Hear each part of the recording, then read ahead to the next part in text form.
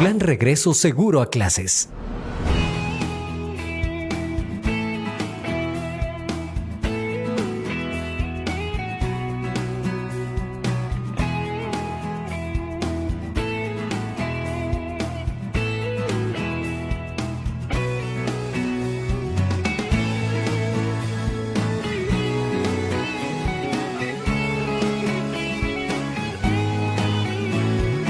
Empresa Pública de Movilidad.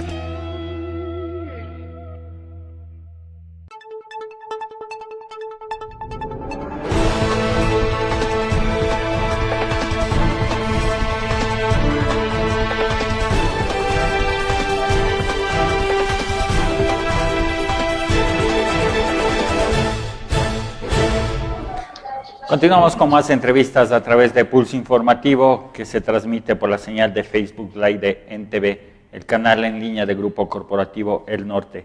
Agradecemos la presencia ya de nuestro invitado en el set virtual. Se trata de Daquilema, quien es activista de los derechos de los pueblos indígenas, además candidato PhD para la Universidad Carlos III de Madrid, España. Ha estudiado también en la Universidad de Padua, en Italia. Docente de la carrera de Derecho de la Universidad de Otavalo y experto también en el tema de derechos humanos y también legislación dentro de la parte indígena. Precisamente lo hemos invitado para analizar un poquito más a fondo el tema de la aplicación de la justicia indígena y estos últimos acontecimientos que han derivado también en la quema de vehículos. Queremos aclarar, también explicar un poco más a la ciudadanía respecto al alcance de esta manera de ejercer la legislación indígena en estos casos puntuales que se han venido repitiendo en los últimos meses más a menudo. Bienvenido, Daquilema, a nuestro set virtual. Buenos días. Buenos días y muchas gracias por la invitación. Un saludo a los oyentes desde casa, a todo el público que nos está siguiendo en este medio de comunicación. Perfecto. El artículo 171 de la Constitución garantiza los procesos de justicia que se aplican en las comunidades indígenas. Se lo ha hecho, se lo ha respetado, sin embargo se ha visto en estos últimos acontecimientos que han incinerado vehículos. ¿Cuál es la lectura que ustedes dan de eso? ¿Forma parte de esa posibilidad? ¿Está contemplada dentro de la legislación? ¿Cuál es el alcance?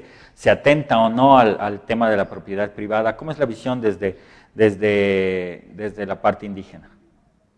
Ok, muchas gracias por la pregunta. Antes de comenzar, sería importante contextualizar porque nosotros, a partir de la Constitución del 2008, estamos hablando de la construcción de un Estado plurinacional, es decir, un Estado en el cual se reconoce en los diferentes procesos históricos, sociales y culturales que las diversidades étnicas, las nacionalidades, los pueblos y nacionalidades también han vivido a lo largo de su historia y en este sentido vamos construyendo un proyecto común, un proyecto de Estado, bajo la consideración de unidos en la diversidad, de pluribus unum, dicen tal vez por Estados Unidos. Esta situación no es tan novedosa si vemos experiencias también alrededor del mundo. Pensemos en los mismos Estados Unidos. En Estados Unidos podemos ver diferentes formas de administrar justicia dentro de los diferentes estados que componen.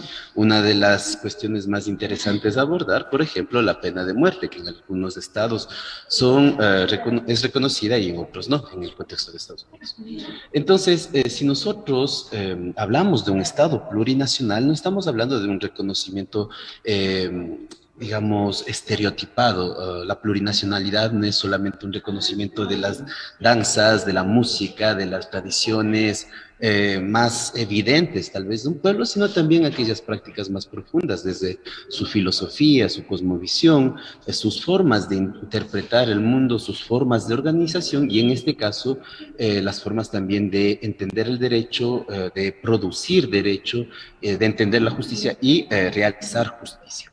Bajo esa perspectiva, en el Ecuador se habla de la existencia de un pluralismo jurídico Y aquí es también importante hacer una mención porque generalmente hablamos de justicia indígena al singular, pero en realidad si nosotros entendemos la existencia de diferentes pueblos y nacionalidades, podemos recoger que existen diferentes formas de administrar justicia indígena.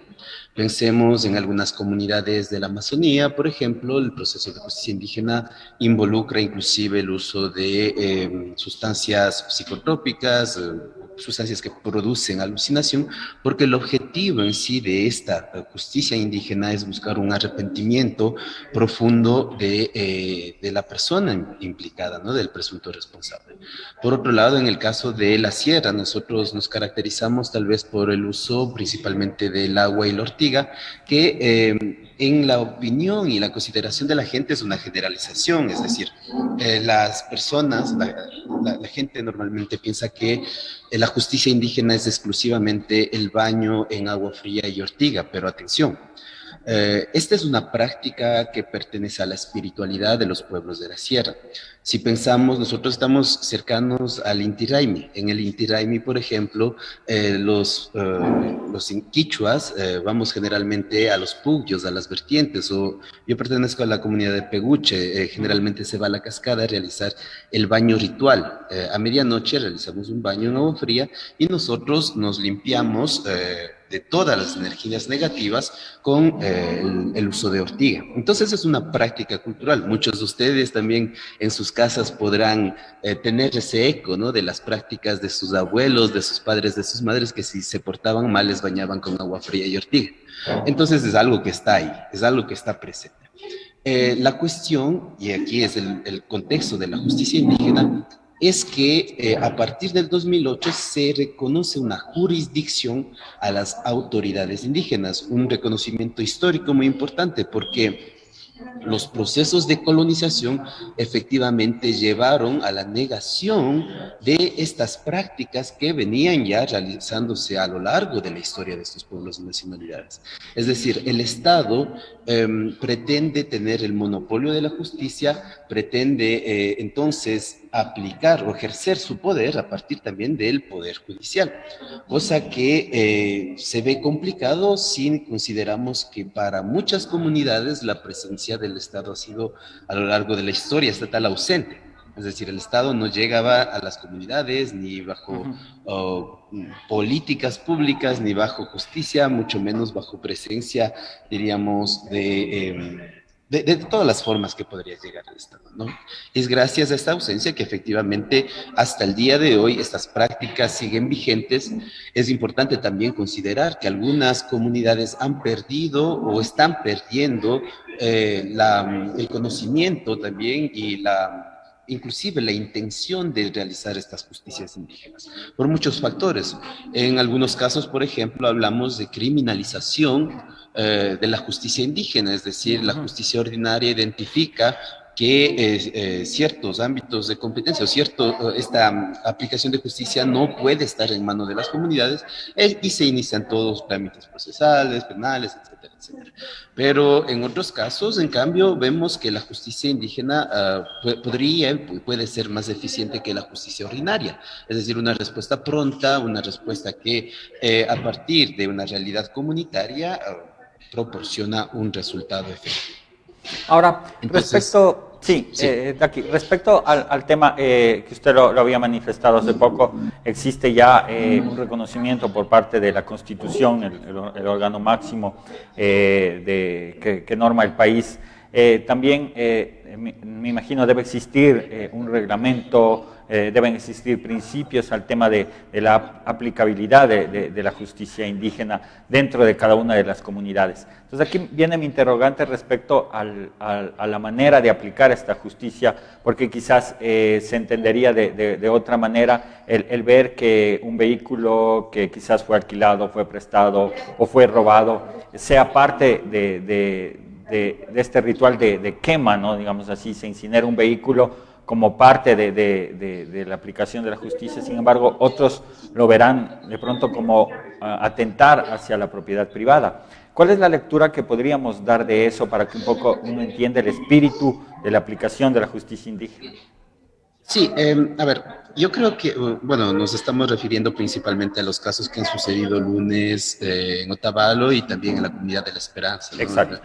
Em, Nosotros podemos dar dos tipos de análisis. Por un lado, y aquí preciso un poco lo que abordaba en su pregunta, no todas las justicias indígenas tienen un estatuto, un reglamento sobre cómo realizarse, porque son prácticas consuetudinarias, es decir, prácticas que se han repetido a lo largo del tiempo y que están relacionadas principalmente a la oralidad de estos pueblos. Es decir, no existe en la mayor parte de las comunidades reglas específicas sobre cómo realizarse. Las comunidades pretenden, y esto tal vez es interesante, abordar desde los temas específicos, resolver estos casos considerando caso por caso, porque pensemos un tema de robo, no es lo mismo el robo de una madre que va a dar de comer a sus hijos que tal vez una persona que roba, no sé, un teléfono o roba dinero porque quiere comprarse un teléfono nuevo. Son dos casos particulares. Y esto las comunidades lo han mantenido, consideran que es más factible, es mejor tal vez no estar encerrados adentro de este tipo de reglamentos. Obviamente, esto no excluye las responsabilidades que surgen a partir del artículo 171, y es decir, el respeto de los derechos humanos, el respeto de la Constitución, y aquí, abordando el tema que usted menciona sobre la quema de autos, yo creo que este tema va considerado dentro de un tema político también, un interés no solamente nacional, sino podríamos decir un interés plurinacional, porque la situación de la inseguridad es algo que está golpeando todo el Ecuador. Y también las comunidades están viviendo de manera importante el tema de inseguridad.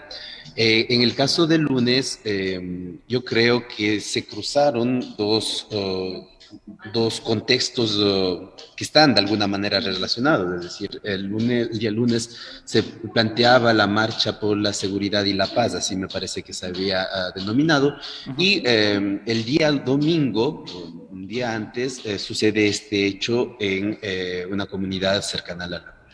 Ahora, la jurisdicción que se aplica en ese caso es válida, es decir, la comunidad, las autoridades comunitarias conocieron del caso, emitieron una resolución, pero en el contexto converge con esta situación política y se pretende entonces ejecutar esa decisión adoptada por las autoridades de la comunidad en el centro de Otavalo, en el Parque Bolívar de Otavalo. Ahora, si nosotros abordamos el tema de la seguridad desde una perspectiva macro, las comunidades están, por un lado, buscando algo, es decir, una autoridad mayor que resuelva un caso que no está siendo resuelta por el Estado o por la administración del Estado, podríamos decir. Yo de lo que pude escuchar algunas manifestaciones, algunas voces adentro de este proceso, ellos buscaban en la figura de Mario Conejo, el alcalde de Otavalo, una posible representación de estas comunidades indígenas. Entonces, una especie de solicitud de apoyo en virtud de una pertenencia étnica. Y aquí es claro poner un punto, ya que el alcalde es una representación estatal, es un poder, un funcionario del Estado, que no puede, en este caso, involucrarse adentro de una resolución de justicia indígena, porque la resolución de justicia indígena, al menos la Constitución, es reconocida solamente a autoridades indígenas, es decir, autoridades que surgen de procesos democráticos participados, bajo elementos culturales que tienen estas comunidades. Y ahí hay un primer choque. Tal vez desde el punto de vista antropológico es interesante abordarlo, pero las comunidades buscaban en este caso la figura de un alcalde indígena que resuelva una cuestión de las comunidades. Por otro lado, la figura existía, o al menos pudieron ver figuras políticas que pretendían en este caso realizar justicia indígena, y aquí va otro análisis que tal vez es interesante hacer. Porque a partir del 2012, por ejemplo, en la ciudad de Otavalo surge lo que conocemos como Cabildo Quichua Urbano de Otavalo, es decir, una nueva jurisdicción en un nuevo contexto de nuevas urbanidades de pueblos indígenas. En el caso de Otavalo, los quichua, los diferentes quichuas de las comunidades aledañas van conquistando o reconquistando tal vez esta realidad urbana hasta el punto de organizarse y en este caso a través también del reconocimiento de la CODEMPE a partir de esta necesidad también crean esta institución. Entre las actividades que realiza esta institución, este Cabildo Quichua Urbano de Otavalo, está también la aplicación de justicia indígena. Pero aquí es interesante ver cómo la justicia indígena se va transformando y cómo también propone retos, no solamente para la justicia indígena, sino también para la justicia ordinaria. Hablamos en el artículo 171 de coordinación y cooperación entre justicia indígena y justicia ordinaria. Y en ese sentido, también el nuevo contexto urbano, en mi consideración, está viendo nuevas formas de comunidad. Es decir, hace 3 meses, me parece, 3, 4 meses atrás, el Cabildo Quichua Urbano viene llamado por parte de propietarios de un local que vivieron un robo y que se autoidentifican como mestizos, y el Cabildo Quichua, en cuanto vecinos, en cuanto conocidos, responden al llamado y resuelven ese caso por justicia indígena. Entonces, la justicia indígena no se está limitando solamente a resolver casos de personas que se autoidentifican como indígenas, sino en el ambiente urbano, el tema de comunidad está más relacionado a cómo las personas establecen relaciones sociales, una nueva comunidad, tal vez podríamos decir, pero que obviamente en el trasfondo nos lleva a entender que la justicia indígena también está llevando esos casos, está también resolviendo casos de personas. Claro, y precisamente, sí, permítame, y precisamente para no dejar pasar este tema, quizás sería esto una respuesta a una justicia más eficiente, como usted lo había manifestado hace poco, el tema que, por ejemplo, mestizos de diferentes barrios en Otavalo estén buscando que se ejerza la justicia indígena por considerarla mucho más eficaz, mucho más rápida, más eficiente y con mejores resultados.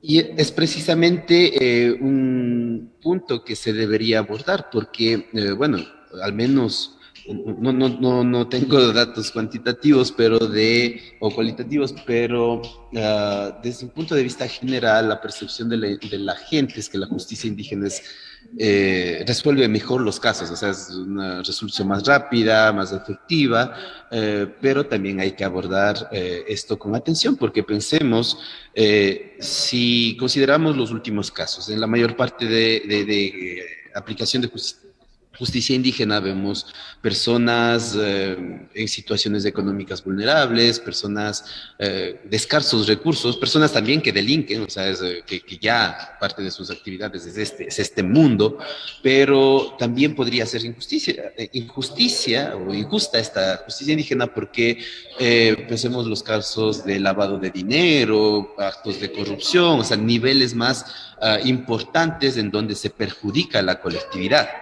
Ahora, el punto en cuestión, en mi consideración, es cómo nosotros, a partir de coordinación entre justicia indígena y justicia ordinaria, garantizamos un acceso de mejor calidad para los ciudadanos y ciudadanas de este Estado plurinacional.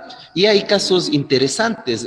Si comenzamos tal vez desde el mismo contexto urbano, el Cabildo Quichua Urbano de Otavalo, y así en este caso también el caso de justicia indígena del día lunes, ven participando tal vez Policía Nacional, o sea, para garantizar un mínimo de seguridad. Se vio los bomberos, por ejemplo, por ahí. En el caso del Cabildo Quichua de Otavalo he visto también la presencia de paramédicos, es decir, instrumentos que permiten de alguna manera garantizar que no existan excesos en la aplicación de justicia. Un debido proceso. En realidad el debido proceso estaría en manos de las autoridades indígenas, que son quienes ejercen el proceso de administración de justicia indígena, pero en este caso son ayudados o acompañados también por fuerzas de policial, en el caso de que existan confrontaciones, por ejemplo, o en el caso de excesos tal vez perjurias contra la integridad física de una persona, paramédicos, en el caso de la quema del auto, los bomberos para poner al seguro a la población. Y esto nos lleva a entender que la justicia indígena también requiere de mayores instrumentos para resolver los casos. Si nosotros vemos en la experiencia del pueblo Nasa de Colombia, por ejemplo, hace aproximadamente 7 años atrás, vimos que la justicia indígena de este pueblo indígena en Colombia llega a emitir una decisión, una resolución, e inclusive solicita a la justicia ordinaria de poner a disposición las cárceles para sentenciar o para que transcurran 20, me parece habían 8 implicados. Una parte de ellos fue sentenciada a 20 años de cárcel y otra a 40 años de cárcel. Entonces la justicia indígena dice, señores de la justicia ordinaria, por favor, necesitamos las cárceles para que se dé ejecución a nuestra decisión como justicia indígena. Estos son ejemplos de cooperación, ejemplos de coordinación, pero, y aquí la consideración, es decir, la justicia indígena también se está enfrentando a nuevos contextos. Me parece en Cotopaxi, hace algunos años, la justicia indígena pretendió llevar una investigación en torno a estafas por bitcoins. ¿Cómo se realiza esto? Si tal vez las comunidades no tienen los instrumentos para abordar este nuevo tema, estas estafas por bitcoins. Pensemos tal vez en el caso de seguridad, y ese es el tema que estamos abordando. Es un tema bastante complejo y bastante amplio que para autoridades de una pequeña comunidad en realidad son difíciles de abordar, difíciles de resolver. Requiere entonces coordinación y cooperación, no solamente en el ámbito judicial, sino también en las políticas que obviamente los actores políticos en la localidad tienen que, en conjunto a las comunidades, en conjunto a los barrios, tienen que formular. En este ámbito, en mi consideración, es una ausencia de la política, es un tema político, y también en el caso de la quema del auto, en realidad también, en mi consideración, hubo elementos políticos. Pero también interpreto otra cuestión en relación a la quema del auto, porque pensemos a la realidad de las autoridades mismas. Es decir, ok, sucede este caso de justicia indígena, nos encontramos con un auto en nuestra comunidad. La primera cosa que surge desde un punto de vista práctico es ¿qué hacemos con este auto?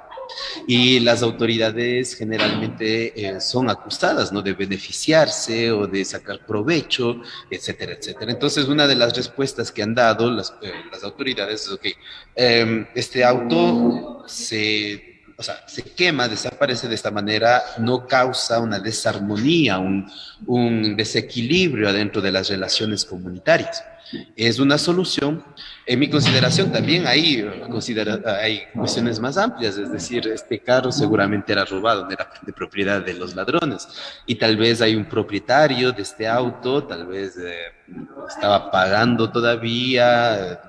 O sea, se podía abordar de otras maneras, pero seguramente la justicia indígena en el momento de decidir opta por lo más rápido. Sí, ahora... Pero ya la cuestión de llevar el auto frente al municipio, eso ya en mi consideración era un tema político, o sea, un tema político sobre política, la política que en el cantón necesitamos o necesitaríamos de seguridad, esa llave de interpretación podría dar. Es decir, esta aplicación quizás para muchos radical, por ejemplo, como el tema de quemar el vehículo, aplicar el tema del rito de la purificación, vendrían a ser respuestas al nivel de inseguridad que vive el país, o sea, es decir, decisiones radicales frente a la poca respuesta que ha tenido el Estado al tema de la inseguridad. En mi consideración, sí, porque... A ver, si recogemos el mensaje que está ahí en el auto quemado que llega al Parque Bolívar, el mensaje está dirigido a dos actores en mi consideración. Una a las instituciones públicas, es decir, o sea, hagan algo sobre este tema de seguridad.